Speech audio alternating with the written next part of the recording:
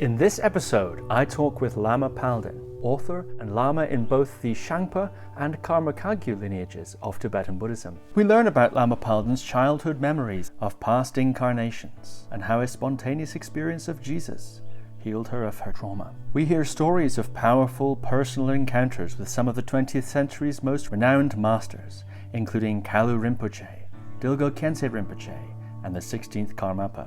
We also discuss the details of Lama Palden's 3-year retreat, taken under the guidance of her guru Kalu Rinpoche, and explore dire warnings from Tibetan masters about the future of humanity and what we can do to help. So, without further ado, Lama Palden. Lama Palden, thank you so much for coming on the podcast. You're welcome. Great to meet you and great to be here with you. So, usually I like to start these interviews asking about someone's early life, what initially led to an interest in your case, many different spiritual traditions and practices.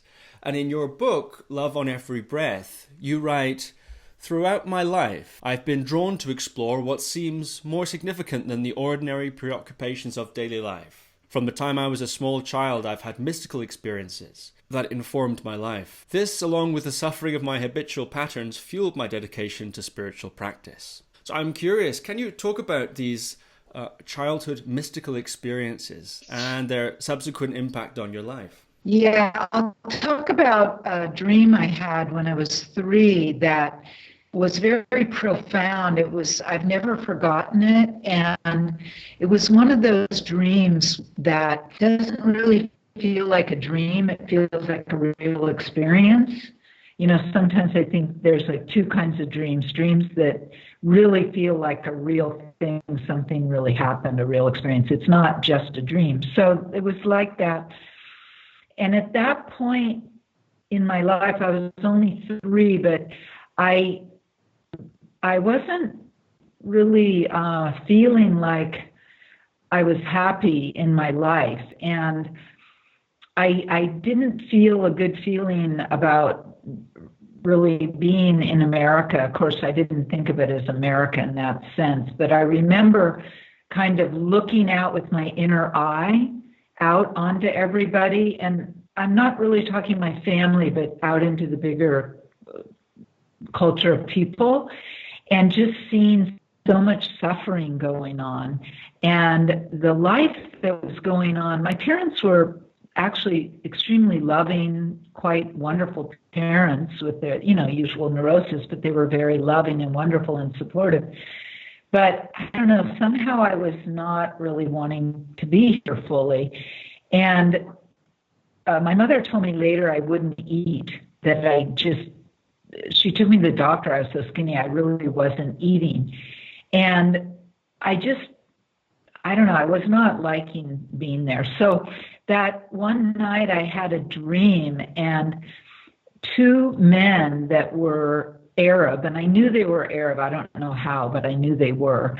They came and visited me on a flying carpet, and they took me on a ride on this flying carpet with them.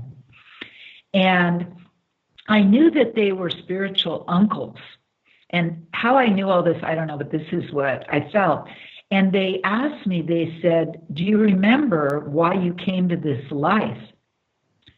And it triggered something that wasn't a fully conscious thought, but it triggered some kind of memory, like, oh yeah, this was a plan, something. And they said they could tell that I was not very happy. I think I was kind of depressed or something. And they said not to worry, that when you're in your late teens, you will start meeting your spiritual friends that you knew from before. And in your 20s, you will meet I don't remember the exact words, but your spiritual teacher. And this was really reassuring for some reason to me, like their energy and the fact that I knew them from before. Like I knew I'd lived in other lives when I was 3, and I had some memories of that. And so their energy was very reassuring. And so then they brought me back home and back to my house. And I, woke up the next morning. And I always woke up really early, way before everybody else. And I remember thinking, okay, I'm going to be here. I'm going to eat food, and it was like I went to the kitchen and I got something to eat and I was like, okay, I'll be here. So that was very profound because it was extremely encouraging. And it was also like I knew I'd been in other lifetimes and knew other people and had different experiences. And so it was very reassuring, and it did actually happen like that. In my late teens, I started meeting my spiritual friends, and I did meet my guru in my 20s. That's fascinating. You mentioned there having memories or knowing of other lives. Can you describe a bit about that knowing or those memories? Well, first of all, like at 3, I just knew I had been in, again, I don't know how I languaged it in my own head, but other places, other countries that were completely different. And I knew these 2 men came from some Arab country. How I knew that, I have no idea.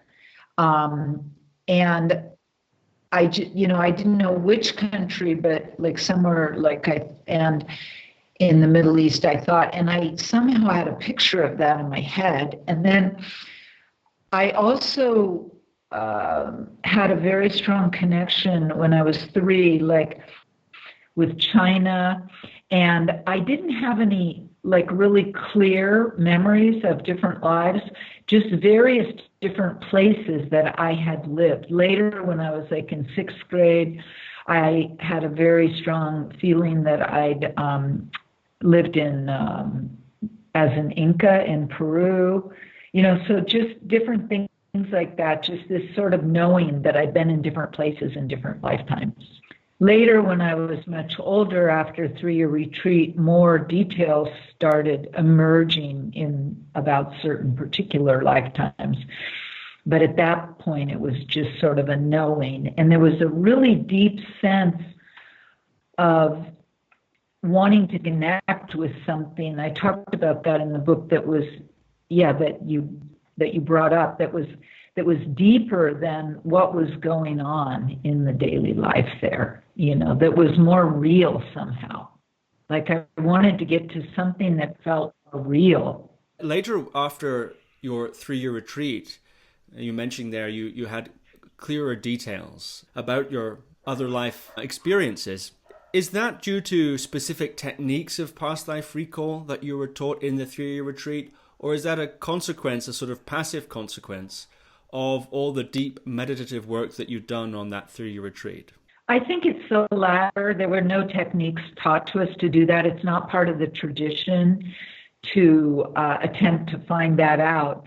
But what I found, particularly I think with deep Vajrayana Tibetan Buddhist practice, but I think this is undoubtedly true if you practice deeply in any spiritual tradition that is really authentic, that as you clear your karmic obscurations, as your mind gets more clear and still and open and through the practice, I think it's natural for all of us to, in some sense, be able to see things the seen, but it's not where we're focusing, and also we have a lot in the way of that. So as we do more spiritual practice, the things get cleared out, and I just think, like you said, it's a natural consequence. But I also think that it's individual too. Like some of us are better at sports or music or math, or I think it was something about me and certain people that were just sort of wired that way, that we have that tendency to be able to see things like that and feel things like that. And I think, we all have different kinds of strengths and talents and that kind of thing. The 2 spiritual uncles asked you if you remembered why you had come into this life. Why did you come into this life? Well, what I remembered later, at the time, I just remembered, oh yeah, I agreed to come here. And I didn't really remember any details. Later, I remembered that I had actually volunteered to come and try to be of benefit to humanity, to sentient beings here, to human beings here. And there's that. And in this life, my teacher asked me, or kind of told me, that humanity, as we know, is going to be going through very difficult times coming up. And he said he wanted me to incarnate the next 2 to 3 lifetimes, me and some of his other students, in order to help people through the rough times that are coming. When you say that you volunteered to come into this life at this time, do you mean, was that from another planet, another dimension, or this planet, but in a past time? Do you have any sense of the setting for that volunteering? Yes, it was in between last life and this life, and it was in a different dimension, and it was not on this earth. You know, I don't know where it was, but it was a different kind of place. And I was with my teachers when it happened. And I always think my motto is, fools walk in where angels fear to tread. But I somehow have this very impetuous nature, like, oh, I'll do that, I'll go, you know. And then I get in this life and it's like, oh my gosh, this is challenging, really challenging, which I think is what happened to me at 3. All of a sudden I'm like, whoa, where am I? What is this place, you know?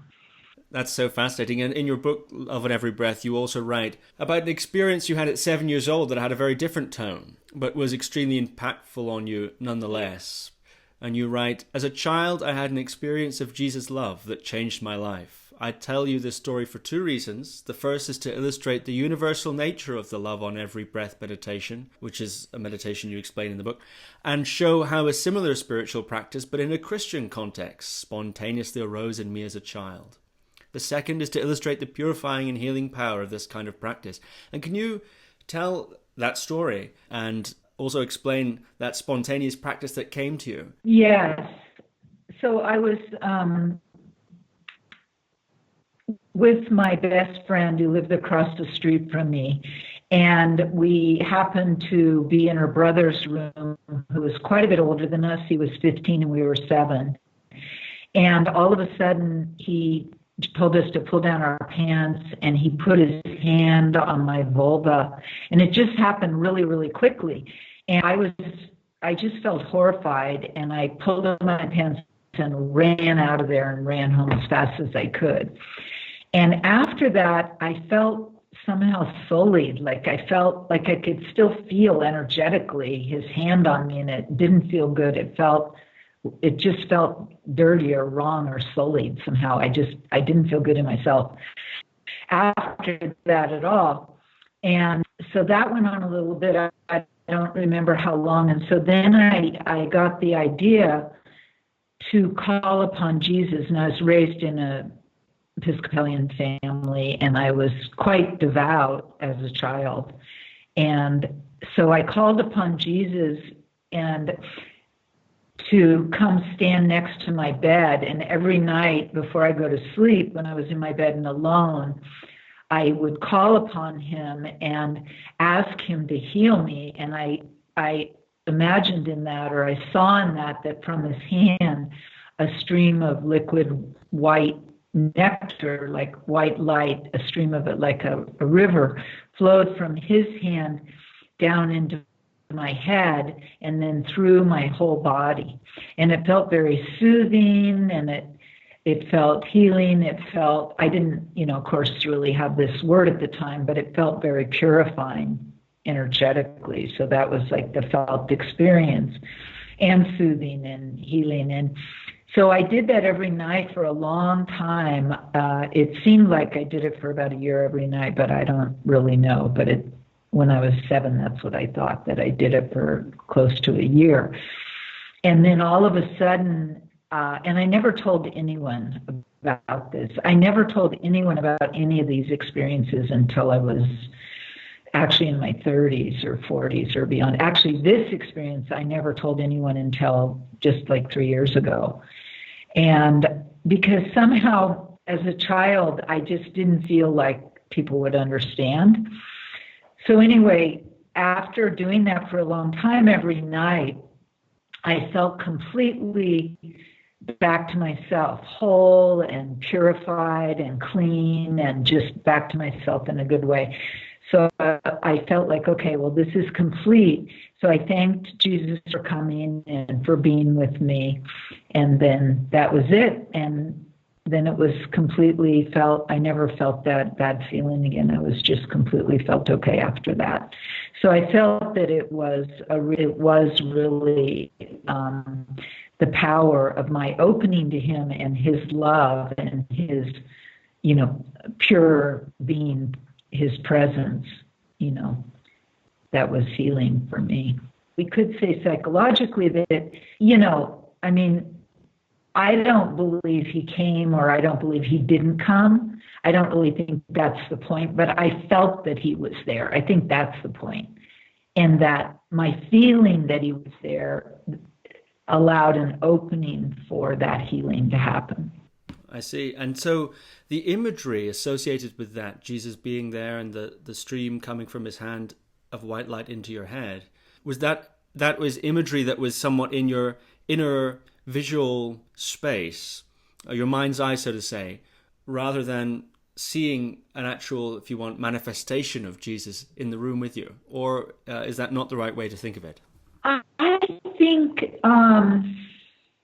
think it's more like what you're describing, yes. Not like I was seeing a full-on person. Like, I didn't really make that distinction between those two in my mind at that point, but it's like you were describing. I think it was more like in my mind's eye, which is exactly how we do those things in meditation practice. As adults, maybe we distinguish, was he really there? Did you really see him like a real person, or was he in your mind's eye? And of course, those are two different things, but in my childhood brain or experience, I didn't think of that. That wasn't an issue. It wasn't a question.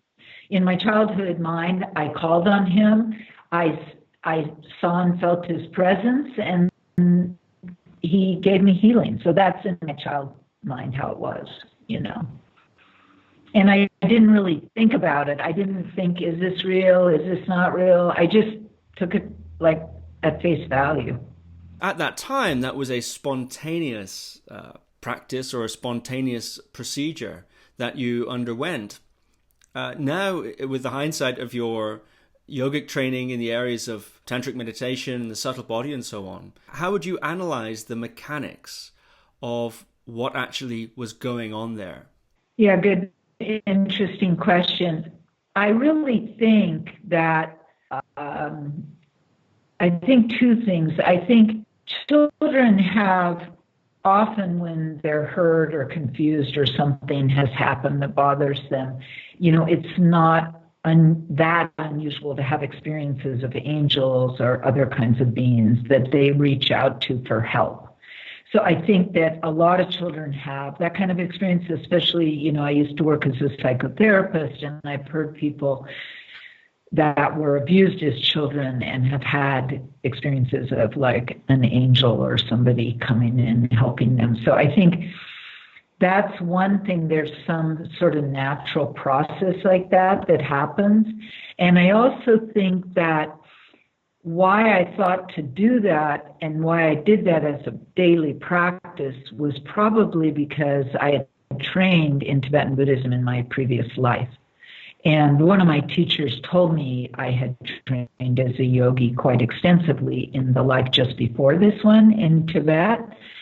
And I think that, because of that, doing a lot of spiritual practice in my last lifetime where we did do visualizations and healings, and we did meditate on things like receiving light and healing, I think that was probably somewhere deep in my mind stream, and it surfaced at that point. What is it, do you think, about a practice like that, whether it's intuitively drawn up from somewhere in your mind stream or it's something that you're taught in a training such as the trainings you later underwent? What do you think it is about such a visualization that has an effect on trauma stored in the body?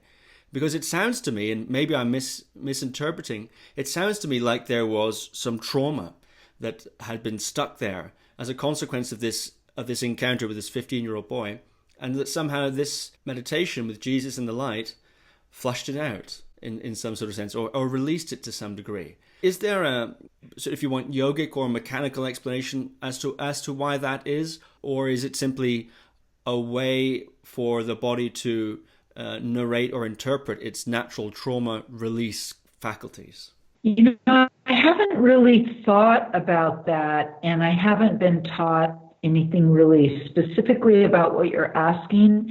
But in Tantric Buddhist practice, many, many times we do different variations on this kind of practice. Like, for example, receiving light in our forehead center, in our throat center, and in our heart center, which in Buddhism, the forehead represents the body, this represents speech, and the heart center represents our mind.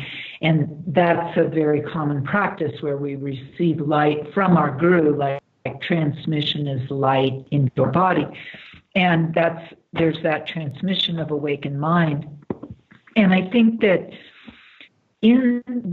I haven't really articulated this before, just trying to put words to something, what you're asking. In the trauma will release and let go and be healed in the face of awakened energy, in the face of love, of unconditional love. And I think that, you know, it takes time to penetrate. Just like in the story I told, I did that for many months. So it's not like a fast thing necessarily. I mean, sometimes people report spontaneous instant healings, you know, from various things. And certainly in the Gospels, there's stories about that, and from other traditions as well. But in my case, and I think in a lot of cases, the trauma lets go gradually, and that feeling of there's something wrong with me or something bad or something unwholesome, it lets go gradually in the face of pure being, of pure love. So that's as best as I can really talk about it. You know, that was an energetic physical experience I had with that boy. And so to repair it with a different energetic experience that wasn't really physical, but it was definitely very powerful energetically and emotionally. And I could feel it in my, you know, that way you can sense on a subtle level, I could feel it in my physical body. Just like, say we walk into a room and we didn't know, but there's somebody there that we know really hates us, and even like maybe before we even know they're in the room, we might feel some energy. Like we can feel energy from people if they're really angry at us or they really don't like us. It's a certain kind of energy we can feel. So in reverse is true also. If there's an awakened energy or somebody who's, you know, like pure being or a divine being, whatever we want to call it, then their love, their healing energy is definitely can be a felt presence if we open to that. In the traditions you've studied, speaking of that negative energy that one can feel from, say, someone who has ill intent towards us or something like that, or even somebody maybe who's in a very foul mood in the vicinity, can, I think, also impact, you know, get you down in a way. How is that approached in the traditions in which you've studied? Is it a sort of self-defense kind of approach, or is it an approach of metabolizing, or is it some other kind of approach? I'm aware that in certain traditions, for instance in Chinese traditions, there is a combative implication to what you said. In for instance, the internal martial arts, these things are seen as part of the array of tools available to you in combat. That's a fighting system, of course. How is that situation, someone's very bad negative energy, say, towards you, or being in a very terrible, horrible situation, like, I don't know, prison perhaps, how is that dealt with in the traditions in which you studied? Well, definitely in Vajrayana and Tibetan Buddhism, and I think in Christianity, you focus on compassion for that person. So you focus on understanding that that person is really suffering and they're confused And so they're putting out their suffering, they're putting out their negative energy of anger, hatred, or jealousy, or whatever it is toward other people. Or maybe they're not specifically putting it out, but they're just in suffering, and you can feel that and pick it up. So the compassion is really the way it's dealt with. And, like the love on every breath is a great example of actually breathing in that suffering and allowing it to be transformed in our own heart and sent back out as love, with the help of the awakened presence in our hearts. And so in general, there isn't a combative or a protective approach. It's more approach based on compassion.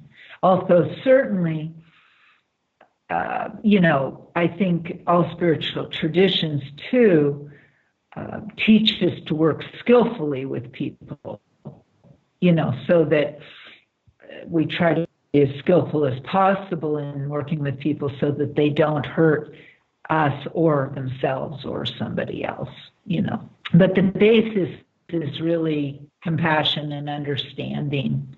So from there, you go on to study quite a diverse range of traditions before you eventually encounter the man who was to become your guru later, Kalu Rinpoche. You studied and meditated for some time with the Zen master, Bill Kwong, and you've been sitting Zazen, which is Zen meditation, at home every day for several years, along with doing Hatha Yoga, mantra and prayer practice. You studied Sufism.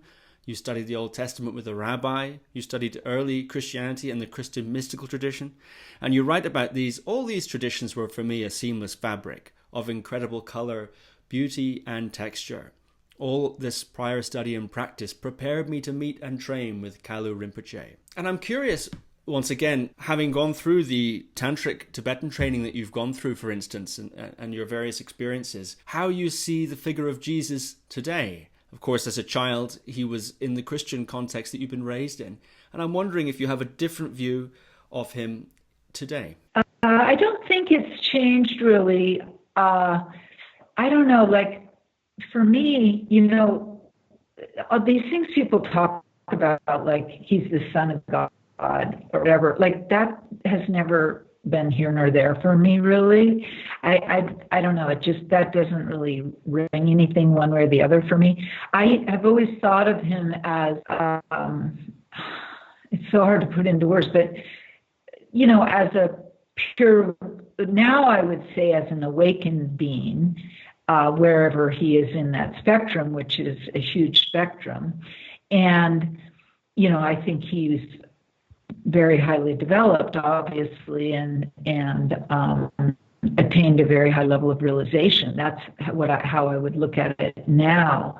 As a child, I think I was quite a mystic rather than a philosopher or a theologian. I didn't think like, is it this or is it that? Is he really the son of God, or what is he really? Or, I didn't really think like that. I just felt like here was a great being who taught many great things, and I certainly felt the blessing of his presence, as well as the whole Trinity in church, and through taking communion and all of that, felt a lot of blessing coming. And so I didn't second guess it or really analyze it intellectually.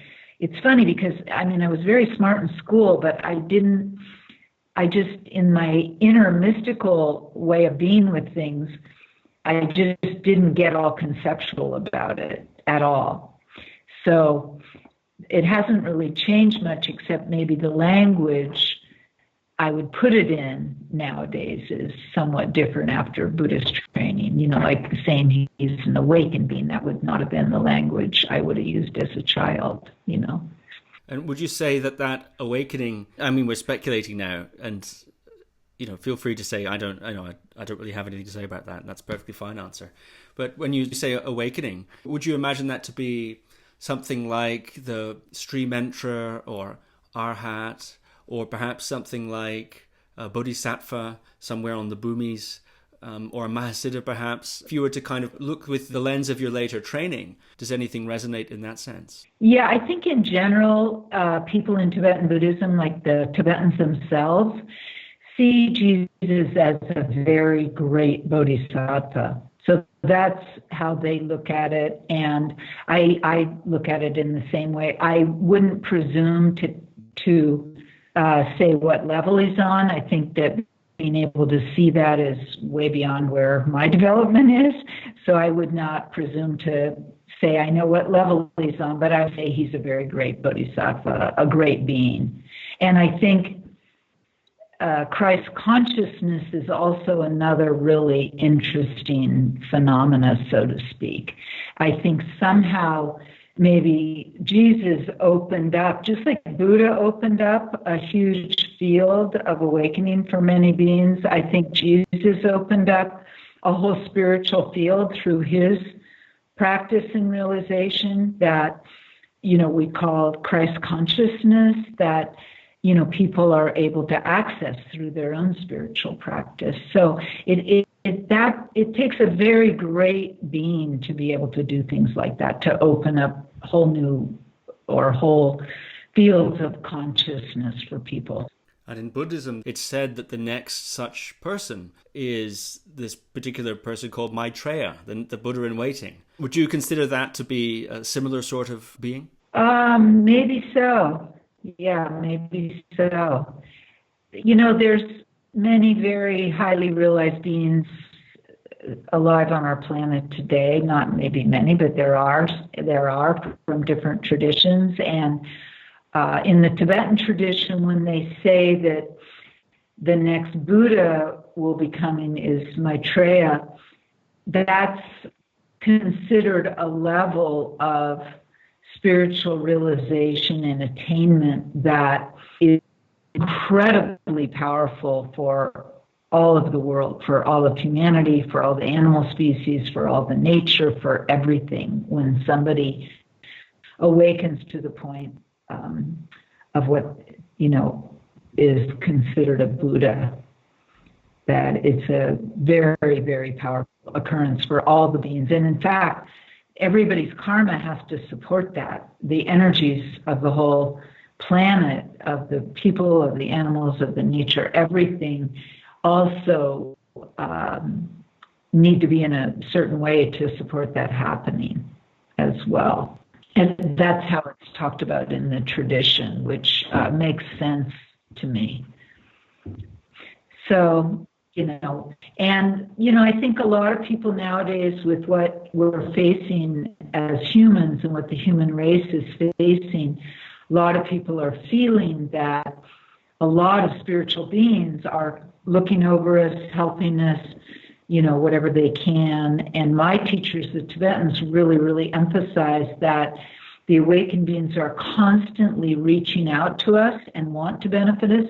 But if we don't open to them and request their help, nothing can happen. And they, again and again, use this metaphor of like the Buddha's reaching out like a hook, and we need to reach up and grab that. So in practical sense, that means we need to call upon the awakened beings, whoever we feel connection with, to help us and open ourselves to receive that benefit in whatever way it is from beings that are more evolved than we are, that do have love for us and want to be able to help us during this hard time, and are always there, whether it's hard times or not. In terms of what comes next, you meet Kalu Rinpoche, your guru. I'll read from your book here your description of him. Up front on the platform stage was a wizened teacher in maroon robes. As I sat and gazed at him, not thinking anything in particular, suddenly in the depths of my heart, I knew this man was the teacher I'd been longing for. Then, out of the blue, a lot of mucus started coming out of me. Water started dripping from my eyes, I started coughing, and I had to blow my nose repeatedly. This lasted for about 5 minutes. It felt like a lot of old stuff in the form of mucus was leaving me. I was stepping into a new realm of shining light, playfulness, joy, and truth. It felt authentic. and I was speechless. After a few minutes, I thought to myself, well, I guess whatever religion he is fine for me. And that's the first meeting that you had with Kalu Rinpoche. You sort of dragged along to an evening talk with rather not particularly looking for anything by the sounds of it. Could you explain a bit about what I read there, that first meeting with Kalu Rinpoche, and how things unfolded after that? Well, it was kind of a very graphic description, but I don't know. I think coming in contact with him, and obviously we have I have a very strong karmic connection with him, because I feel I subsequently later felt, many, many times like I had studied with him in other lifetimes, which was why I recognized him. Oh, there's my teacher. And I wasn't a Buddhist or anything at that point, and I just leapt into being his student. I think sometimes it's almost like when the light and the love is shining so strong, it's like all of a sudden, I think that's why my nose started running, I started coughing, I had to blow my nose, and the tears were coming. It was like, they weren't really tears, it was just my body was expelling kind of what was in the way in the moment of all this light coming in and touching me. And so that's how I understood that. And it was the beginning of a remarkable journey for which I'm extremely grateful that I was able to be with him for 12 years. I wasn't with him the whole time. I was in 3-year retreat part of the time. I didn't see him for like 4 years. But I was able to spend a lot of time in person with him, mainly in his monastery in Darjeeling and a few other places around the world. And then I was able to study with many of the other great masters of that time. So I feel incredibly grateful. And it really was like receiving just the most amazing nectar in their presence. First of all, the felt presence of Kalu Rinpoche and my other teachers, just this amazing energy field that was so nourishing just for me to be in their presence. We actually used to joke about it because Kalu Rinpoche's monastery was in a village a little ways in Darjeeling district, a little ways away from the main town. And it's incredibly foggy. The weather there is just horrible. It's so foggy that a lot of times, a lot of months of the year, if you hang your clothes to dry in your room, they don't dry for 10 days. There's so much fog. And the food is terrible. It was a refugee monastery. The food, both in the monastery and in the town, was extremely basic and not very great. We got by. We had a few things that we liked. But, all in all, the physical circumstance was not great. And why did all these people show up from all over the world? Because the presence of Kalu Rinpoche and other great lamas, was so magnificent, and it was feeding us on such a profound level. It was like the sun shining. So even though we'd come from far wealthier country, circumstances that were with much better housing, much better food, much better all those physical things, but we had never felt this kind of incredible nourishment of this incredible presence of their wisdom. So I have tremendous gratitude for their generosity, for Kalu Rinpoche's generosity, and for the other lamas as well. And Kalu Rinpoche was really the first Tibetan Lama to literally train Westerners fully and completely in the tradition. And some of the Tibetans did not agree when you started doing that at all, but he thought that, he was bent on really giving us everything. In other words, training us in the same way that the Tibetans trained. At that time, many of the lamas, refugees in India at that time, were giving teachings to Westerners. What was it about Kalu Rinpoche, or what was Kalu Rinpoche covering in addition to what everybody else was willing to teach, that was so controversial? It was his putting Westerners in 3-year retreat, which was really exposing them and training them in really the deepest teachings, the deepest level of teachings. And by going into 3-year retreat and having that training, that set us up for, even more deeper training and receiving. So basically, he opened the doors to everything, and that's what was controversial. There were, like you said, a lot of teachers, a lot of lamas teaching, but they were not teaching the curriculum of the 3-year retreat. Some of them, in very rare circumstances, were teaching, 1 or 2 of those practices. But to really initiate us into the whole thing and give us that entire training, that was what was controversial. But after he did it, then many other lamas followed. And the other part that was controversial was he trained women and men completely equally. And when they were done with their 3-year retreat, he recognized them equally. And he felt that, if they completed their retreat and did, well in that, I don't know how, that is assessed or whatever, but he made men and women equally lamas. And so that was also controversial in the beginning. Was everyone who went through that 3-year retreat that you began in 1982, was everyone who finished that recognized as a Lama? In other words, is simply the completion of the 3-year retreat, having stuck it out, say, sufficient qualification, or was there an additional level of scrutiny applied to that recognition? I think it's really varied in different circumstances. In the very first retreat in the West, and of course, these were incredibly sincere, dedicated people. And so Kalu Rinpoche did, at the end of that first retreat, make everybody a Lama, or say that everybody was a Lama. Later, that didn't necessarily happen because, for one, he wasn't necessarily around and didn't necessarily see all the people that graduated. And people ended up training under some of his center lamas. And so that was handled differently. And then in different lineages, when they went on to start training people in 3-year retreats, it was handled very differently by different teachers. And after that first retreat, Kalu Rinpoche wasn't necessarily in contact with the graduates. So it didn't happen like that again in other ways, and everybody handled it differently.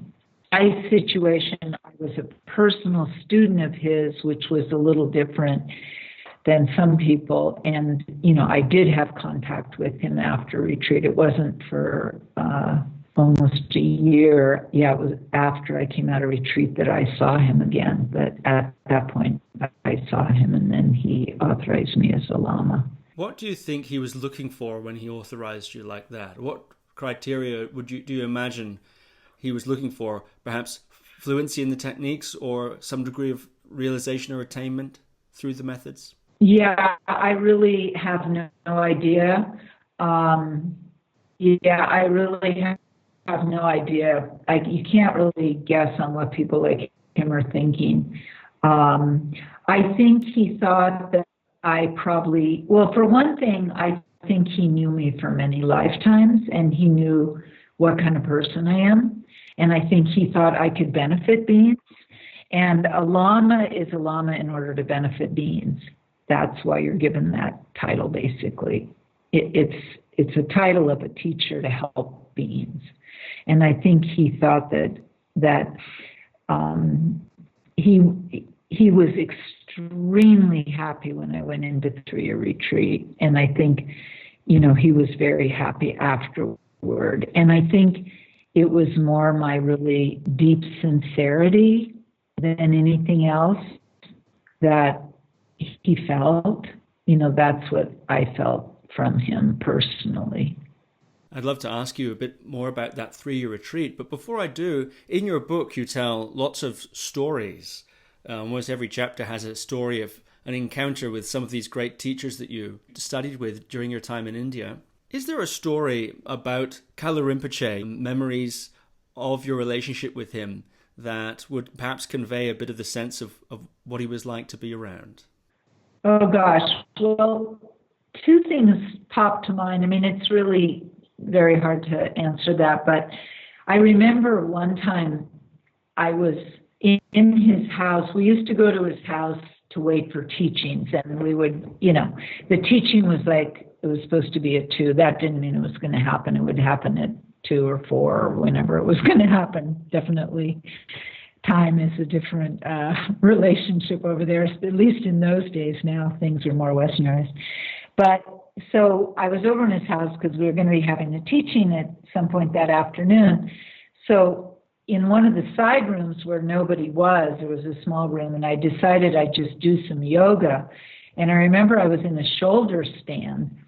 And in that tradition, probably, in some of the other traditions as well, when a teacher comes in, you immediately stand up or something like that.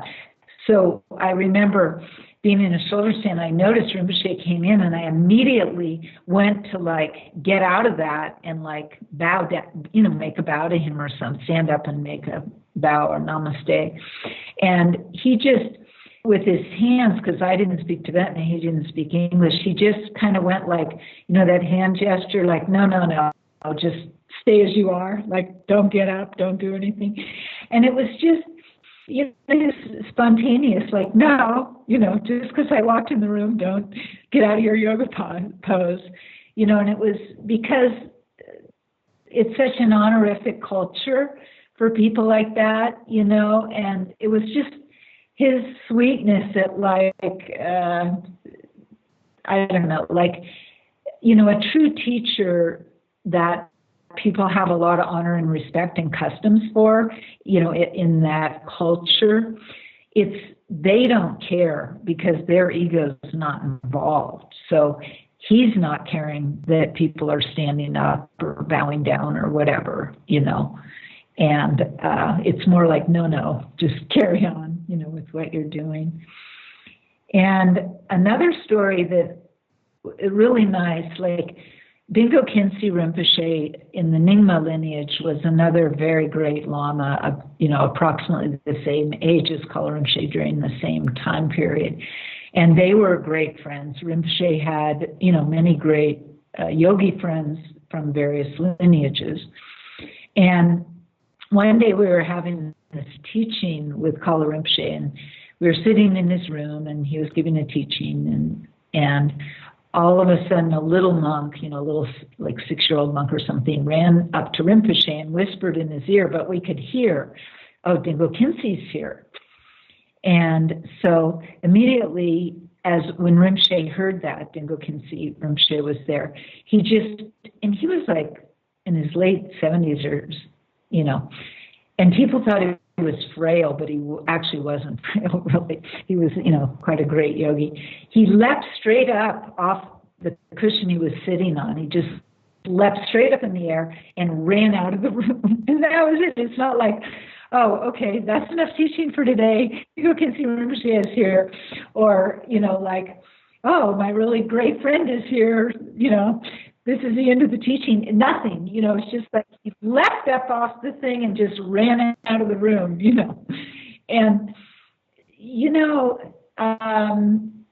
in the West, students get so uptight about everything, what do you mean you're ending this teaching? It wasn't done yet. Or isn't it supposed to go to 4:30? Or isn't it supposed to start at 2? Or, it's just everything is so uptight all the time. And, that's just, to me, that story in that instance was the pure spontaneity of actually studying in the environment where these people are from or have a culture that is their own culture. And it's so spontaneous.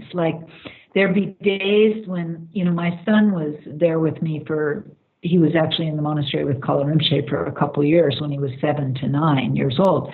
And there was another little boy there that he was great friends with who was French-American. And they would have their toys sometimes in Rinpoche's room all over the carpet, like Smurfs were big at that point. I remember they had like Smurf armies and, Legos and whatever. They were all over the floor.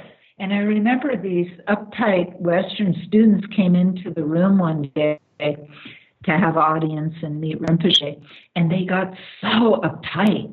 They were like, a monastery is no place for children's toys. What are these toys doing here in Rinpoche's room? And we just looked at them like, what is your problem? What is your problem? Like, the Tibetans aren't like that at all. It was completely fine with Rinpoche to have toys in his sitting room where he was receiving people and where he was giving teachings. They did that for months, for years. That was completely fine. It's like, it's really, I think that's one of the reasons I've taken students to Bhutan and to India and to see the Vajrayana. Tibet, it's a little more problematic to see it actually functioning in its natural way because of the occupation of the Chinese. But in the Indian monasteries or Nepal or Sikkim or Bhutan, you can see it in the natural culture, and it is not an uptight culture at all, And I think that's very good, because Westerners tend to have a lot of concepts about spirituality that have nothing to do with reality. And they're just uptight concepts. That's so fantastic. What are some other uptight concepts or misconceptions that you've encountered? Well, some people think that if a teacher tells you they're awakened or enlightened, that means they really are, and that you should tell that if you think, I don't know. First of all, the whole idea of awakening is like in Buddhism, it's a path, it's a path. And even all these high teachers will not tell you. The Dalai Lama, people have heard him say it, First of all, if somebody, why are they even telling you that? It's like, it's really, there's no reason to tell people that, unless the ego is trying to promote itself. Like in all spiritual traditions, humility is a very important value. And actually not just saying it, but actually truly being humble. So that means we don't think we're anything. And if, in the West, people think, the teacher tells you they're awakened and then everybody believes it. That's not the way it works. Real people will never tell you that. Mystics will never tell you that. Real super advanced yogis will never tell you that, or yoginis. So I think that's another strange thing in the West. And people think that, they don't understand that it's a spectrum, it's a path, that we're on a long path. And it's not really about getting to some state or place or goal. The path is really about love, and it's about actualization, and that's an ongoing process. So there's that. And the other thing, I think, this isn't really what you were asking, but I think in the West, so many people, we have a tendency to feel really badly about ourselves. And, there's sort of like we have a huge narcissism in our culture, and we have a huge other side where we feel like we're a terrible person and we're ashamed of ourselves. And I think both of those extremes, it just shows in a way it's really sad that our culture has that. It's like really sad that people feel that way.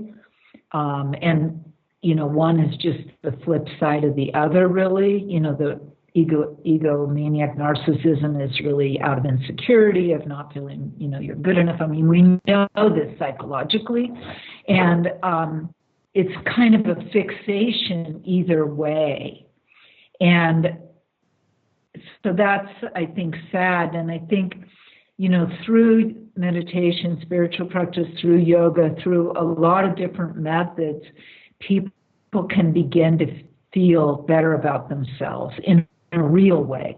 And I think that's really, really valuable and important.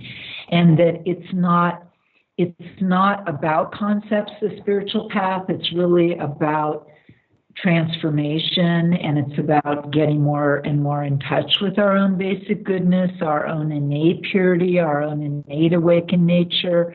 And I guess one of the false concepts is like people look at it as all or nothing.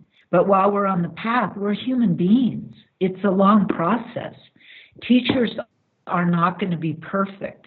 And if they act perfect, it's because they're on an ego trip and they're trying to act perfect. Because normal people are not perfect. Even normal, realized people.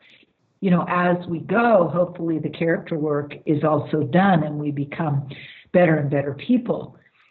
But perfection is not what the spiritual path is about in the sense that people think it is. Like, this teacher needs to conform to my idea, my concept of what a spiritual teacher is, how they behave, what they look like, what they do in their life. And people get all these concepts about that and then think that the person's supposed to conform to that. But that is just a trap, for the student. And if the teacher falls into that, to trying to be that for people, then it also is a trap for the teacher. It's not reality, really.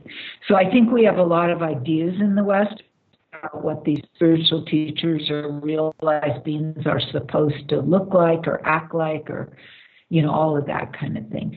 Now, on the other hand, I do think we need to hold people to moral standards and ethical standards. And I think that's a basic human thing that we should hold everybody accountable for in our culture, It's not okay for regular people to abuse other people, and it's not okay for spiritual teachers either, So I think, all of that is very important, that we have accountability and we have ethics and all of that, and we have repercussions, if people don't behave appropriately.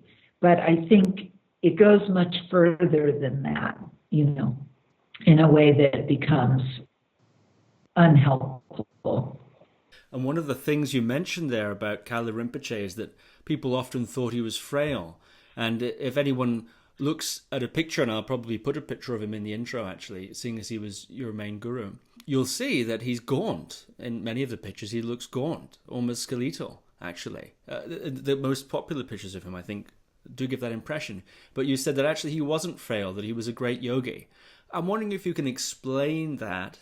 We've had on the podcast, we've discussed the 6 yogas of Naropa and Nuguma with people, and Sukhasiddhi with people like Glenn Mullin and Ian Baker, and I'm looking forward to discussing those with you shortly when we get to the curriculum of the three-year retreat. Could you perhaps point to what you mean when you say that Kalu Rinpoche was a great yogi, and what that would have to do with whether he's frail or not? Yeah, actually, that was kind of misspoken on my part, because someone can be a great yogi and they could be very sick or frail. But so that wasn't really accurate in that sense. But it's true he was a great yogi, and it's true he wasn't frail. But for example, friends of mine that traveled with him around Asia, and they went to many temples, and some of the temples were like many, many, many steps, like 80, 100, 200 steps up to the temple. And they were tired, and he was running up the steps, And this happened again and again and again, they were telling me. And so how things look and how they are not always the same. But also, great yogis can get sick, and many of them have gotten sick, and everybody has died at some point. So, he could have been frail, but he just didn't happen to be. He was a great yogi, yeah. Is it the case that, in addition to, say, the spiritual or enlightenment-oriented effects of the 6 yogas, is it the case that they also have some kind of effect on the physical body?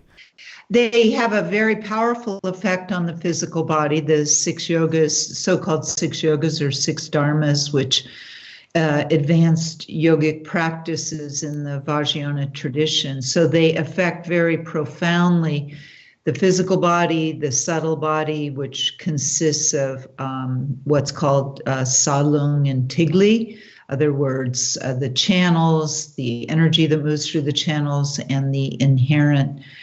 We don't have a translation for tigli. Bindu is the Sanskrit, but it's like the energy inherent in the body on a microscopic level. And then, so it affects the physical body, the subtle body, and the mind all extremely powerfully.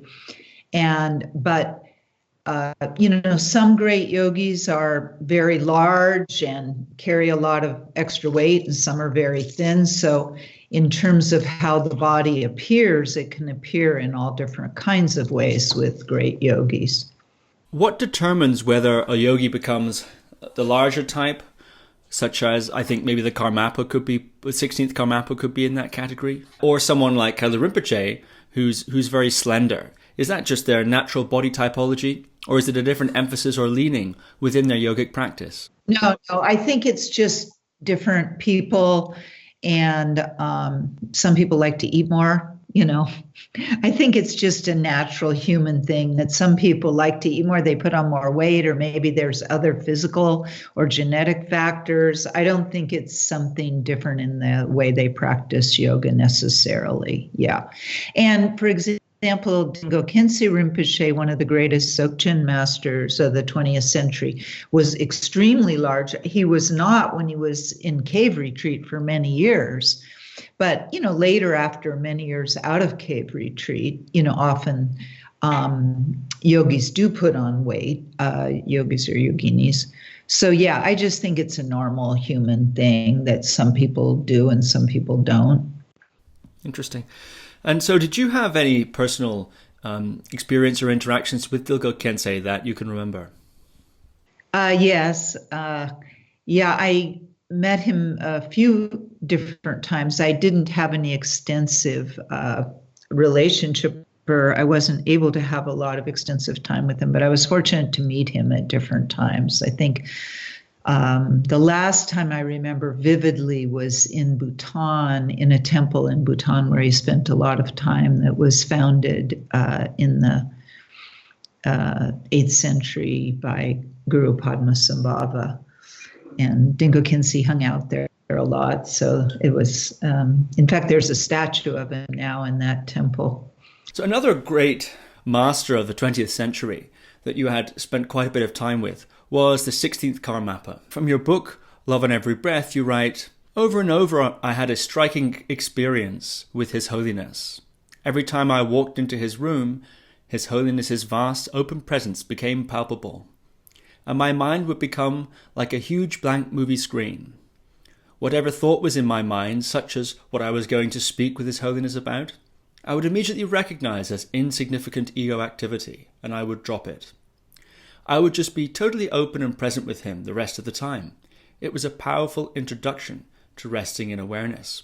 And I'm wondering, I'd like you to talk, if you could, about meeting the Karmapa and what kind of man he was, and your experiences with him. But also, regarding that particular passage, I'm curious as to the difference between the sort of impact being in the presence of someone like the Karmapa, the 16th Karmapa, has, compared to, say, the feeling of being starstruck that one may encounter meeting a celebrity or a personal hero. And I'm also curious as to what degree that presence that he exuded was a deliberate maneuver of some sort. For instance, some yogic or meditative process he was undergoing as a teaching, and how much of it was a sort of passive consequence of his, say, attainment or his level of mastery. Well, I think in terms of your last question, I think it's very unlikely that he was trying to do anything, because the practice at the level of realization that he was at is utterly natural, to be utterly natural.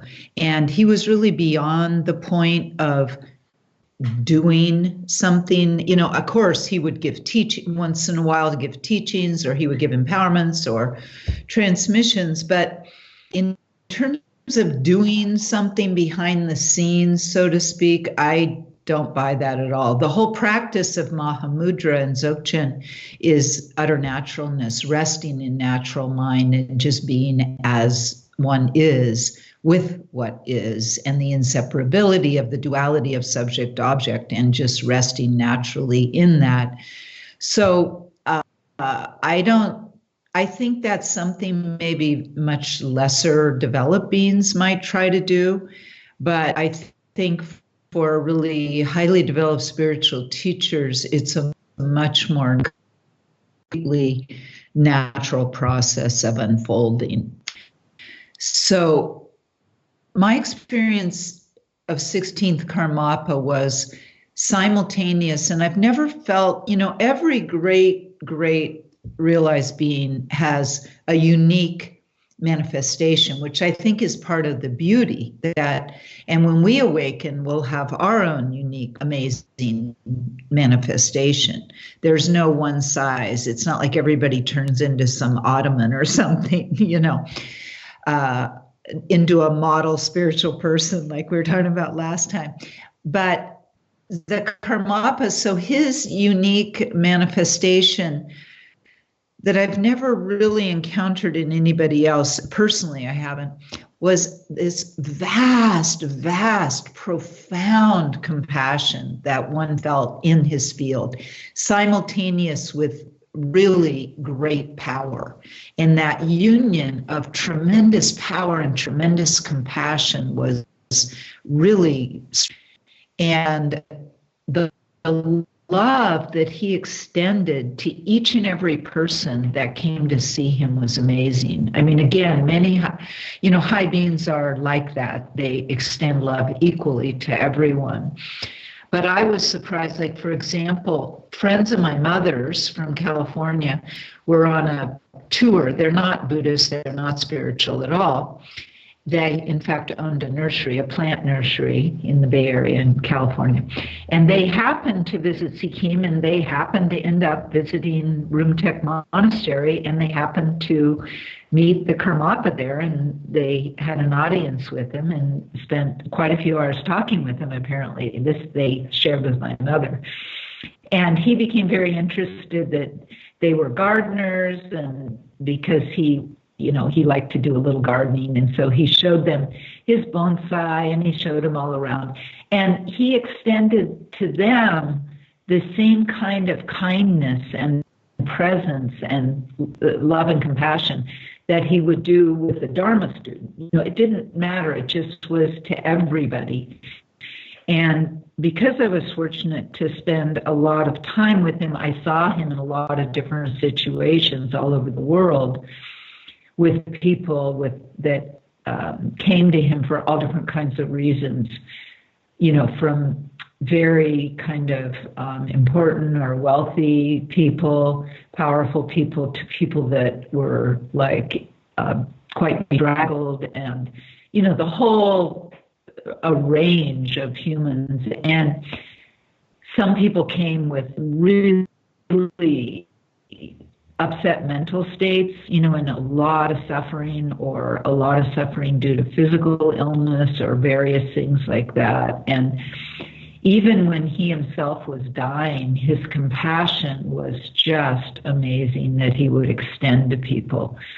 In fact, the doctors and nurses in the hospital in Illinois where he eventually died said that they knew he must be in extreme pain given the illnesses he had.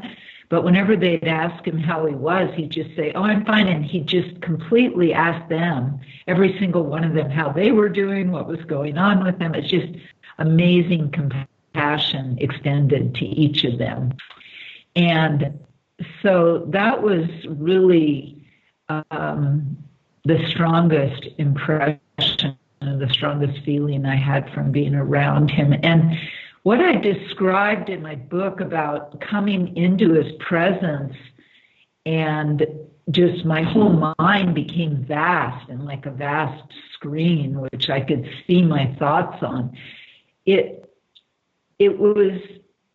think it was just a spontaneous thing that happened because of his presence, because of his being so kind of in a place of realization beyond ego, that my ego activity was just revealed in the face of that. But it wasn't, there was nothing, I mean, I didn't feel ashamed, and he certainly always just treated me with the utmost loving kindness. But I think, yeah, it was a spontaneous manifestation of being around a person like that and just seeing my own mind in contrast to this vast presence of loving awareness that I experienced with him. Does that make sense? Yes, it does. What is the impact or after effect, if you want, of being around that? I mean, I can certainly imagine a sort of peak experience at the time, but to what degree is that, if any, carried on in you personally? I'm really, really glad you asked that, Steve, because this is a really, really important point. And what I experienced in being able to spend a lot of time with His Holiness, the 16th Karmapa, Kalu Rinpoche, and other great masters, and those were the main two, but it happened with some of, with my other teachers as well, is that with their capacity to see the pure being, the awakened nature of each and every being, and their incredible love. So they are mirroring to us our true nature. And they are mirroring that, they are seeing it, and they are embracing us with loving kindness. And to me, what happened to me through that was it gave me an avenue to begin to experience my own true nature and my own pure being. I mean, true nature, pure being, Buddha nature, these are all words, for maybe what's in Tibetan, Chini or Dharmata in Sanskrit, reality as it is, and to really experience that inside oneself, which doesn't negate the fact that I could also see and also do see my own, neurosis or foibles or my own shortcomings or issues that aren't resolved. But it was so powerful in really bringing me to the point where I could and can experience my own Buddha nature. And I think it's the power of being mirrored in that. And that's the greatest gift that I think a teacher can give. And certainly for myself, I also felt like, that was very much what I was drawn to do with students, is to mirror back to them their own Buddha nature, their own awakened pure being. How do you mirror back as a teacher yourself someone's Buddha nature or true being in that way? Do you also exude with your students that kind of presence similar to the Karmapa's presence, albeit your own version? Or is there a way of teaching or a way of relating to them that you employ? I don't think I exude anything even in the ballpark of the Karmapa, but I think I do have a capacity to see people's true nature, to see their pure being on an individual level as well as on a universal level. And so by seeing that and feeling that and being aware of that and being in touch with that in myself and with them and being in touch with their pure being, it's a natural thing. It just naturally then is mirrored to them because I'm in relationship with them, feeling that in them. And I am literally responding to that. That's who I'm speaking to. Now, also, of course, as human beings, and whether one's a spiritual teacher or not, sometimes we get hit in the head or whatever with our own shortcomings or somebody else's. So, again, like I was saying, this doesn't preclude that I see my own shadow side, so to speak, and with others that I can see that as well at times. For me personally, it's been easier in some ways, in many ways, to see the pure being of people rather than their shadow side. And I've actually had to train myself to open to that, to be willing to see it, because it's often quite painful for me to see that with others. It's funny because I've always seen it in myself, but to see it with others is painful for me. So, I've had to work through that to be willing to see both. And really what I'm talking about is being able to see the ultimate and relative truth simultaneously in myself and with everybody and with everything in the totality of what is. I suppose without the ability to see the shadow side of a person, maybe one might, in a sense, be vulnerable to the negative actions of that side.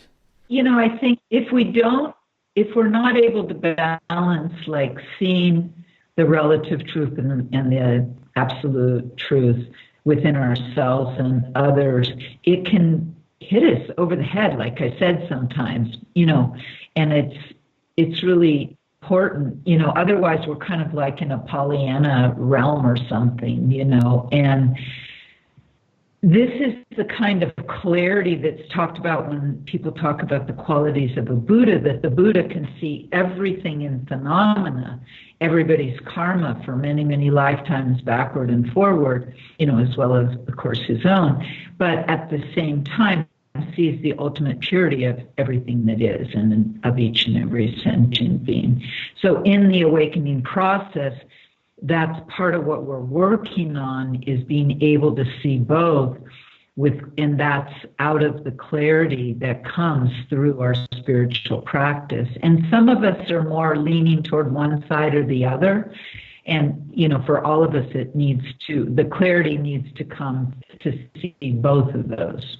One of the more painful aspects of a person can be somebody, say, with personality disorders. And people with personality disorders do often seek out spiritual relief and spiritual counsel and spiritual teachers and so on. I wonder, seeing as you mentioned there that Karmapa was dealing with sometimes people with very disturbed mental states, I wondered if you've ever encountered students with severe personality disorders of some sort, and if so, how you've navigated that notoriously treacherous water. Well, I think every teacher does come in contact with that at some point with people, whether it's severe or mild or whatever, with people that have personality disorders. When I was training as a psychotherapist, I worked in an agency in Palo Alto, and I worked with people that had psychotic disorders, depressive disorders, and personality disorders. had one of those to be in our clinic. So I learned a little bit, from being in that for 4 years and working with people. But I think sometimes, or for many spiritual teachers, it's hard because we do tend to see the good in people. And also people tend to be on their best behavior with their spiritual teacher until maybe they aren't. And so I don't think I've always been really skillful with that. I think it's challenging for spiritual teachers to be skillful with that. And sometimes people are wanting, what they're actually wanting from the spiritual teacher is a mommy and daddy, and to be reparented, and they want to repair. They want to feel, of course, healed and whole, and unconsciously they're looking to be reparented, and that's not the role of a spiritual teacher. And it's also not the role of a spiritual teacher to be a therapist. So I think it's really important that we all, seek therapy for the parts of us that need that, and that spiritual teachers, I've tried to encourage people that work with me to do therapy when they feel that it's needed, not the whole time, but to do it as needed, or to do some other kind of psychological work, like the Diamond Heart work from the Ridwan School, something to really work with their own psychological state. And I've certainly done a lot of psychological work for myself, and I think this is very helpful because it's not our pure being that is blocking our awakening. It's our psychological issues that block our awakening. So it's simply a case of people with personality disorders, their psychological issues are a little more complex. So, they can really benefit through sincerely working with that in therapy, and then the spiritual path can actually be of great benefit. But it's hard for the spiritual path to really be of benefit if they don't also do the psychological work.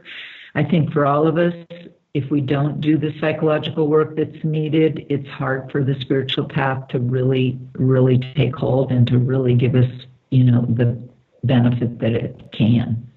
One more anecdote of yours of the 16th Karmapa, and then I'd like to explore the time you were in 3-year retreat. So you write here in 1978 that you had an extraordinary encounter with another extraordinary encounter with the 16th Karmapa at his monastery in Sikkim. And you write, as I sat in front of Karmapa on the floor, he reached out and put his hand palm down on top of my head, on my crown chakra. Then he started chanting and chanting. I couldn't believe it. It seemed like 20 minutes. Energy poured into my crown chakra and down what I later learned was my central channel. I was shy at that age and thought, oh my gosh, my central channel, the whole inside core of my body became large, completely empty, and filled with his blessing. My central channel opened up to include the whole world. It was a powerful experience, the feeling of openness and inseparability with the whole planet and beyond. My subtle body was never the same after that. And I'm wondering, in what way was your subtle body not the same after that? Well, I think, and I experienced this also with Kalu Rinpoche, there's something that happens when a great being touches the crown of your head and transmits into the crown chakra. And then, like I said, at that point, I didn't know about all the subtle body or whatever, but I just felt the whole experience of this tremendous blessing. And I think what happened was that in that blessing, he was giving me that he actually opened up the central channel and the other channels that come off the central channel. And he not only opened it up, but he filled it with blessing, with awakened energy. And because of that, there was what we say in yogic terms is that the channels become unkinked, they straighten out, they open up, and the energy, or the prana is the Sanskrit word, flows through the entire subtle body in a much better way. So normally, because of our psychological issues and karmic obscurations, the subtle body and the channels are slightly obscured or twisted or not so straight or blocked in certain places. And so that kind of blessing, it's really like, like a cleansing waterfall or something. And, then of course we still have to do the work to work with the material that's kicked up in that kind of situation. Because when we go through a transformative process, a lot of times what issues that we're blocking, for example, certain parts of the channels or something, they come up to the forefront and we can feel them psychologically. So we have to learn to really be present to that and face them and have compassion and let them go and not reenact them as well. Did that happen to you after that encounter with the Karmapa? Were you then, in a certain sense, coming face to face with some unusual material in the aftermath of that? Not directly in that particular instance, it was actually he was saying goodbye to me, and I was leaving to go back to the States after the first time I was in India and met him. And so then I was traveling home, and I think at that point I was so filled with the blessing from him and Kalu Rinpoche and the other great beings I'd met, that it was later that when I went into 3-year retreat, which was, let's see, maybe, yeah, but I was trying to think how many years later. It was maybe 4 years at least after that. And then that's when I really had to face a lot of my own psychological material and deal with it. But in later years, it would very much happen, and this often happens with people in deep practice, that as things open, then our psychological issues come up and we have to deal with them, or old stuff, and we don't realize that what's actually happening is this old states of consciousness, for example, like depression or something like that might really arise, and it's actually not in current time. It's just leaving the whole psychophysical system. We have to stay aware of that, and also, of course, realize its emptiness and be able to let it go. Let's talk now finally about your 3-year retreat. In 1982, you write, I entered a traditional Tibetan 3-year, 3-month retreat that my teacher held on Salt Spring Island in British Columbia. This intensive meditation retreat was the hardest work I'd ever done and was the best thing I've ever done. And I'm curious as to what was the curriculum there? The curriculum for the 3-year, 3-month retreat, and it usually lasts a little longer than that. I think ours was 3 years, 4 months.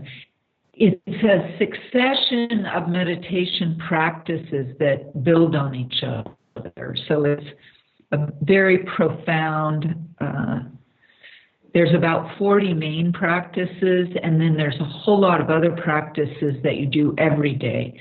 But the main practice you're doing changes at certain intervals, depending, sometimes once a month, sometimes after many months, and things like that. So, it goes through a whole succession and starts with Nundro and Guru Yoga and Tonglen, and then goes on to, these are all technical terms that people aren't necessarily familiar with, but it'd take too long to explain all of that. But then into yidam practice and the 6 yogas and Mahamudra in our lineage and on and on. And so what's interesting is that they build on one another and they prepare you to go on to the next, and it's an incredibly powerful system of transformation. I used to think it was metaphorical, that it was completely rewiring me, my brain and my whole being, but now we found out it's actually not metaphorical. It actually is literally happening, that we're being rewired. So it's both successive, but what's really interesting is that even the beginning practices are as profound as the ending or the later practices. And it's all interwoven with the same teachings. And so the beginning practices are as profound as the latter practices, and yet they're also working with you on a successive, in a successive way. So it's a very profound program, and I think, I feel it was the best and most important thing I did with my life, because it had the most profound effect of anything I've done. Ever since that time, I've continued to feel the effects, and it's kind of like rolling a ball downhill. With an intensive practice like that, you get this spiritual ball rolling to rewire yourself into awakening. And after a retreat, as long as you kind of continue with your practice and have your mind in the right place, that it just continues to manifest and unfold. And I was really, really surprised that even many years after I came out of retreat, that the and I was practicing, but nowhere near at the level of retreat, that I started to have a lot of realization happening later.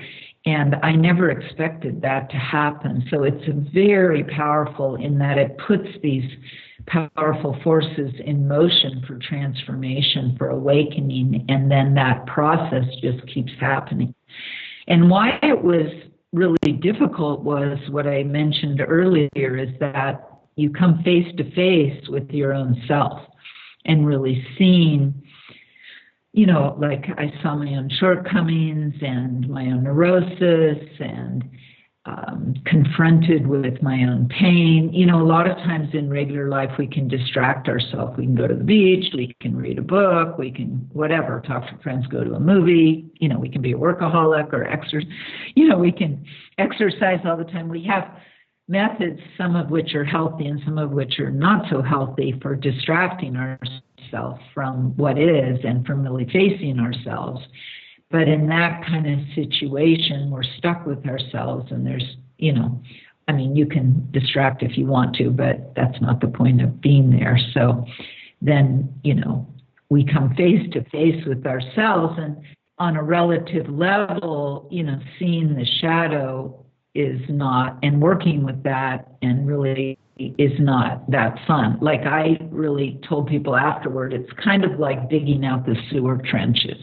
That's what it felt like. Being in 3-year retreat, you know, at times felt like digging out the sewers, really. Cleaning out the sewers. Can you think of any particular or specific example of some of that shadow material or psychological material that you confronted in that 3-year retreat? Well, one example is that I had in front of me the example of Kalu Rinpoche, who was one of the greatest yogis in the Tibetan tradition of the 20th century. And in our lineage, many great masters, but there was Milarepa also in our lineage. So I inherited 2 lineages from Kalu Rinpoche, and Milarepa was in one of them. So here are these 2 great yogis who were so incredibly diligent and devoted, and there was no way my devotion and diligence could live up to their example. So seeing in me my own laziness, my my wanting to kind of take it easy and not apply myself at certain times, the what is that? It's like our resistance, our resistance to practice, or our, that kind of thing. Really seeing that, and just there was just a feeling of tremendous kind of emotional suffering that sometimes like my younger brother died when I was in retreat, so that obviously there was a reason why I had emotional suffering at that time. But at other times, it wasn't like there was really any reason. It was just there in my being, and I was experiencing it, and maybe it was karmic or something that I'd been carrying for lifetimes. I don't really know, because I hadn't really, I hadn't had great suffering in this life. Of course I'd had suffering, but I'd never been abused or mistreated or not anything like that. I had not grown up in a war zone, or anything, really super painful. So I think a lot of that was just in my karmic stream of being. But yeah, I think for me, the biggest thing was really seeing my own laziness. And of course, I worked really hard because I had a small child, or a young child, who was 10 years old when I went into retreat, and he stayed with my mother. But that was the most difficult thing I ever did in my life, was to leave my son in order to do retreat. And I felt like I had to really, really make the best use of the time, because I had taken this time away from my son, and that was, he was my biggest responsibility, and I felt the pangs of that, very, very strongly. So I did really try to make, really good use of my time, but I, again, would consistently see my own, laziness. Has your son expressed any, or have you noticed any negative impacts of you having taken those 3 years away from between the ages, I suppose, of 10 and 13? I think that to some people listening, that might seem quite a big sacrifice in a way. Yeah, I don't really want to talk about it too much, but, and I have talked about it with students and stuff. It's not something I recommend, and I think that's why I started teaching people the 3-year retreat practices, and so they could do them in daily life if they have a family and stuff and they can't go to retreat. But I did see an impact. He was surrounded by loving family, both sides of his family, but it was, there's no way it doesn't take a toll, I think, in our culture, particularly. So it's complex because when that happens, like, say, for example, in Bhutan or Tibet, where that's part of their culture, because it's held in a different way and seen in a different way, it doesn't impact the child in the same way. But in our culture, it's seen as kind of an abandonment, which it wasn't on my side at all. I was very aware of him the whole time. And, and he was in a very loving situation. In fact, when I was first in Darjeeling with Kalu Rinpoche, and about maybe 3 months into my stay there, Rinpoche was talking about the benefits of 3-year retreat. And I looked at him and I said, well, what if one has a child? And he looked at me and said, well, if the child is really well taken care of and has a really good situation, then it's of more benefit ultimately to do the retreat, because it not only benefits yourself, but you can benefit many beings and your whole family as well. And as he said that, tears just started streaming down because I knew at some point that,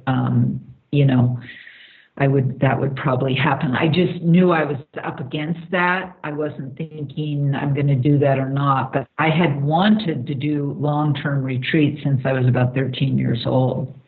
And it turned out Kalu Rinpoche was the primary master of 3-year retreats, of the second half of the 20th century, for the Tibetans. He was considered the master of the 6 yogas.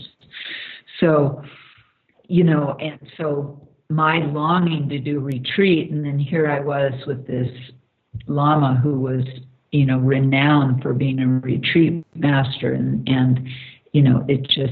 I just silently was streaming with tears. So I think, I don't recommend it. It was what had to happen in my life. I had a child very young.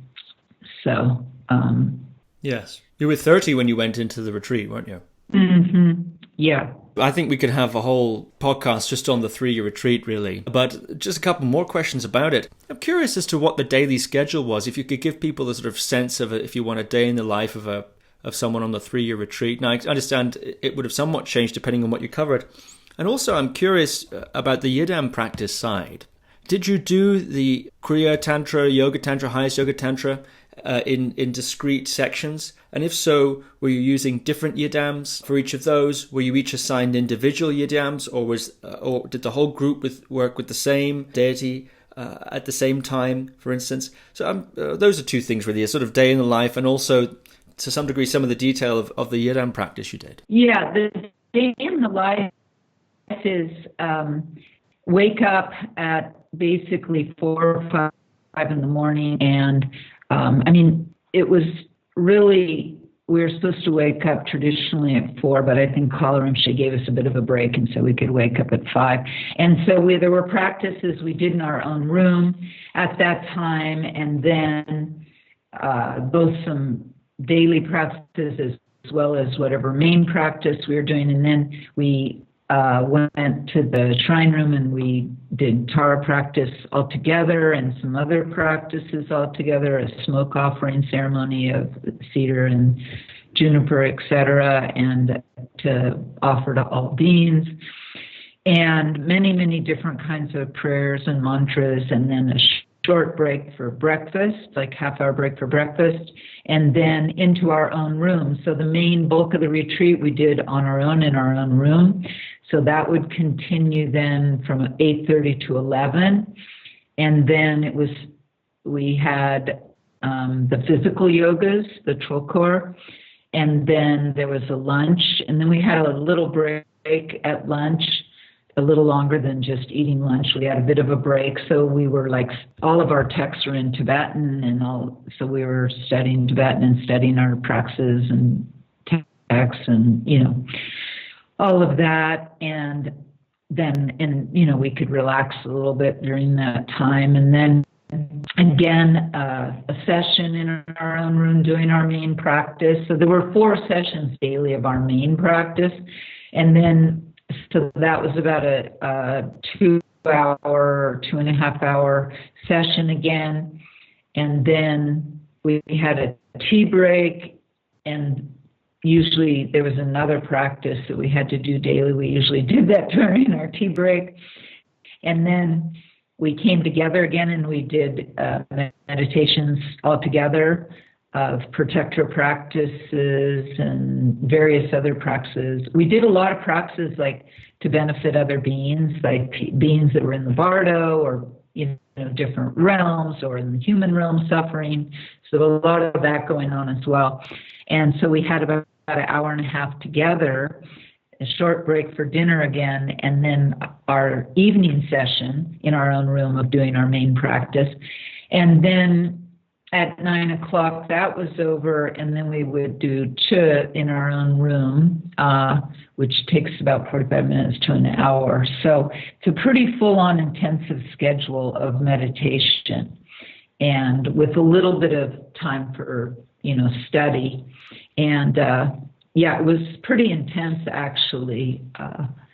One of the things when asked about it was that Kalu Rinpoche apparently told some of the parents at one point, it's like, and he told us this at one point, he gave the example of like taking the tape out of the tape recorder and inserting a new tape, like keeping people so busy doing meditation practices that there's no time to get in any trouble or do anything else. It's just like you're inserting an awakening tape and not giving people much time to do anything except do their spiritual practice. So it was very intense, very, very intense. And then there were certain times of the month, usually 4 regular times of the month, new moon, full moon, the 25th day of the moon and the 29th day of the moon cycle, where we would get together and do special meditation ceremonies to get together with Gana chakras and all of that. So, it was very intensive. And then in terms of yidam practice, yes, we did do all the different levels of yidam practice. And in 3-year retreat, you all did the same curriculum. If you're in a group retreat, you go through a certain curriculum that is dependent on whatever lineage you're doing. And Kalu Rinpoche wanted us to be able, I actually just about fell over from shock when he told us this before a retreat, but he said he wanted us to be able to be lineage holders of both the Shangpa and the Kagyu. So we actually did the 6 yogas of Naguma, of Sukhasiddhi, which are the Shangpa, and of Naropa, which are the Kagyu, plus we did yidam practice. We did all the main yidams of the Shangpa and a little bit, mainly Dorji Palmo, Vajra, Yogini from the Kagyu, and a little bit of other ones. So it was a very, very in-depth program. And he himself was holders of both of those lineages, and the Shangpa was an inner kind of very quietly practiced lineage, and it came from 2 women. And I think he really felt that it was time for that lineage to come out more at this time in human history. And so he, had us do the practices from that lineage that did principally come from 2 enlightened women as well.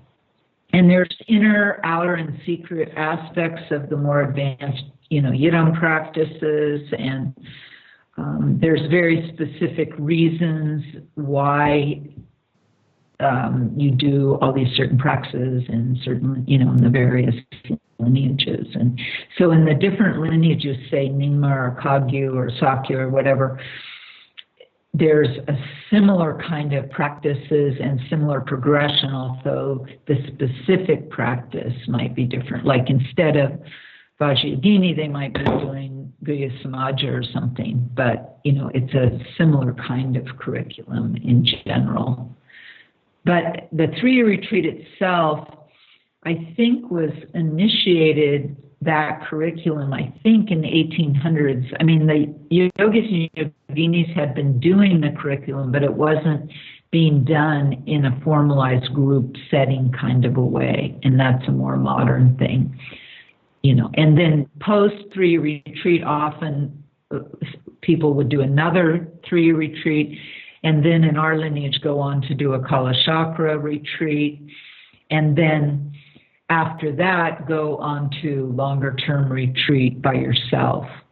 But at this time, with what humanity is facing, including Kalu Rinpoche and Karmapa, felt that it was better that we try to work in the world and benefit people and do whatever we could to help people in the world today because of the crisis that humanity is facing. They told us that humanity is going to be facing more and more suffering, and it's going to be harder and harder for people. And so,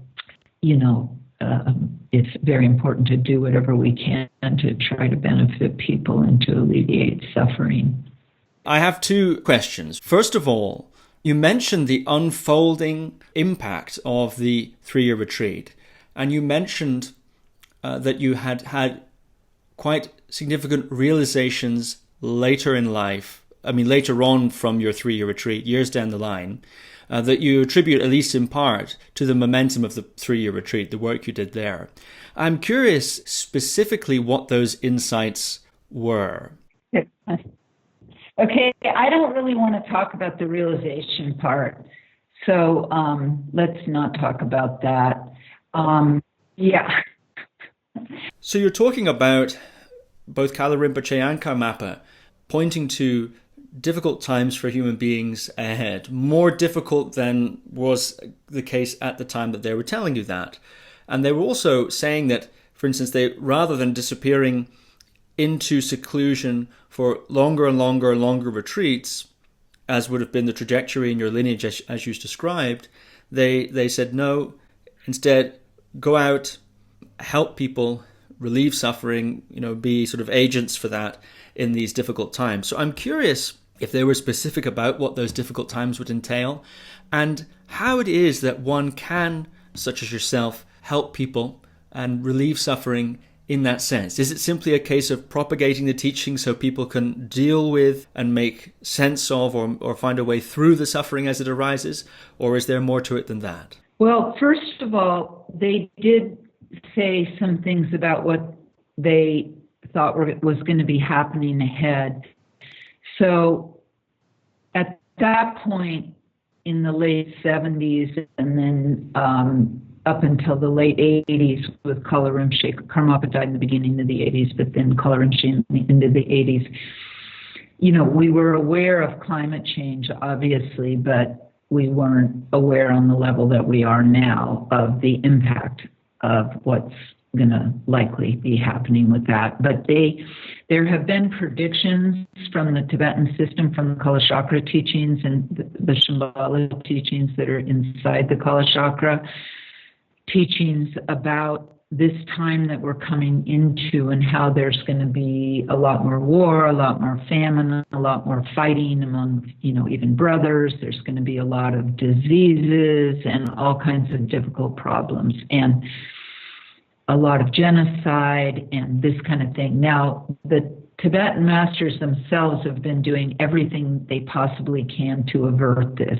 There's a lot of things that they've been doing to try to minimize this or to, avert the worst of it. And one of those besides, of course, teaching and all of that, is building certain kinds of stupas in certain places and trying to create certain energies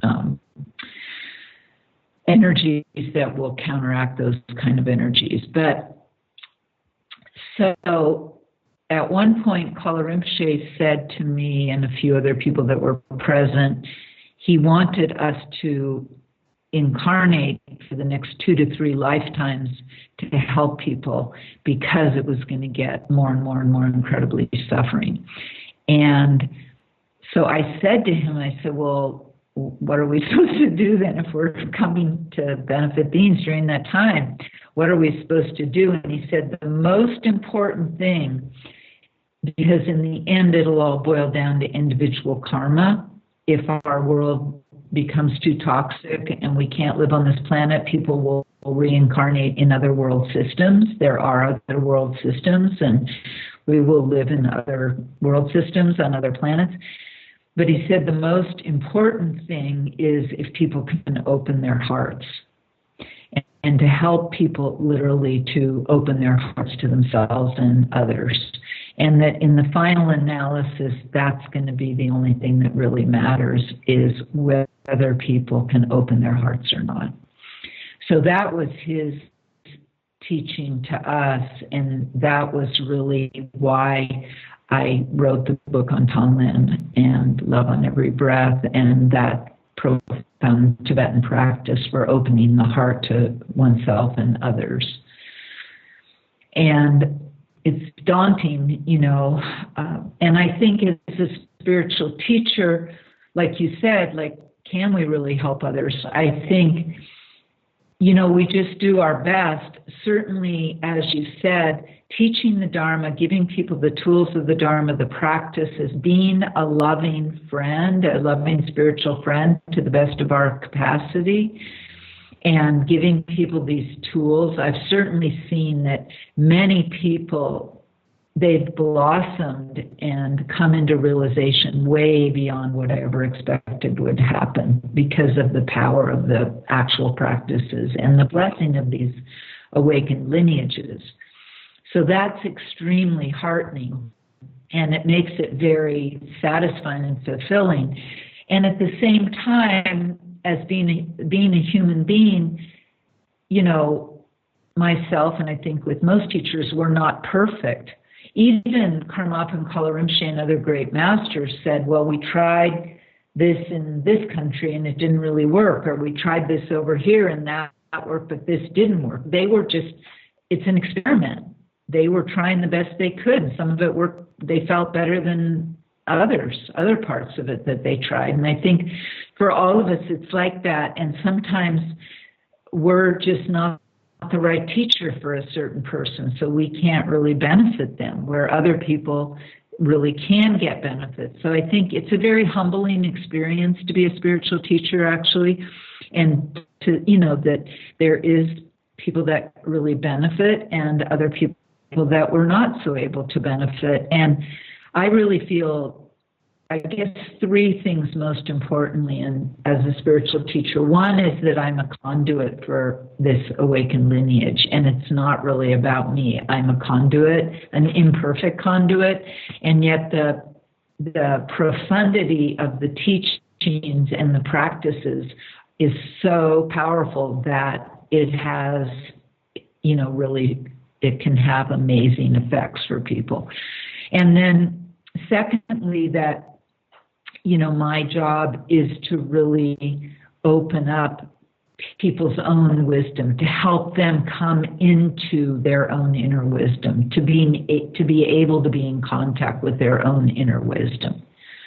And not that the teacher's job is to tell the students everything what to do, but I feel more like the teacher's job is to help the student access their own wisdom and, of course, their own compassion, loving kindness. And, and just, the third thing I think is that, we're all students and in a process of our own awakening.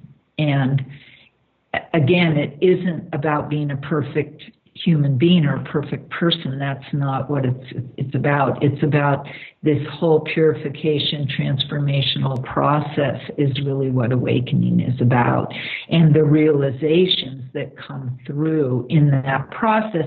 And it's a really long process, and then we have to repeat it every lifetime. Even if we've reached high levels of realization in one lifetime, when you come back, you have to re-actualize that. So it's an act of, for the great masters, it's really an act of unbelievable generosity to come back and re-actualize again and again and again. So, Lama Palden, unfortunately, we'll have to bring it to an end here. I'd love to have you on for a part 2 in the future, and then we can dive much more in detail into your book, Love on Every Breath, where you present the Shangpa Kagyu Tonglen practice in really a lot of detail. And there's also some tremendous stories in there. So I recommend everybody checks that out for some pre-reading for the next episode. Also, you teach and you do private consultations. You have a new cycle of these 3-year retreat curriculum beginning in 2020. One doesn't go into 3-year retreat the way you're teaching it, as you mentioned. It's not structured that way, but it's the same curriculum that begins. And also you offer private spiritual counseling by Skype and Zoom. I'm wondering if you could talk maybe a little bit about what sort of issues or practices or explorations you're open to working with people via that one-to-one Skype mentoring format. Yeah, well, in my one-on-one work, I'm interested in meeting people where they are. And for people who sincerely want to do their spiritual work, and as part of that, of course, their psychological work, as we talked about, and in whatever way is appropriate for them, whatever religious tradition that they're in, not necessarily just Buddhist. Some people don't have a specific tradition, and I train them in meditation in general. Given what I feel in talking with them and feeling them and discussing it with them would be helpful for them and is in attunement with their own soul's process. So I very much believe in that again, that it's the teacher's job to help the student unfold, it's not the teacher's job to lay some trip on the students, And so I work in concert with the students and what is really calling them and what they really feel that they're attuned to. And so, that I really enjoy that work with some people. I end up giving a lot of direct spiritual teachings, either in the lineages I'm trained in or just specific meditation instruction in general. And, so it depends on the person. But I enjoy that work a lot, that chance to work one-on-one with people. And people can find me through my website, lamapalden.org, and there's a way to click to schedule a session with me, and then we can discuss together, if work together would be advantageous. Lama Palden, thank you very much. Thank you. Pleasure talking with you. Take care. Thank you for listening to another Guru Viking podcast. For more interviews like these, as well as articles, videos, and guided meditations, visit www.guruviking.com.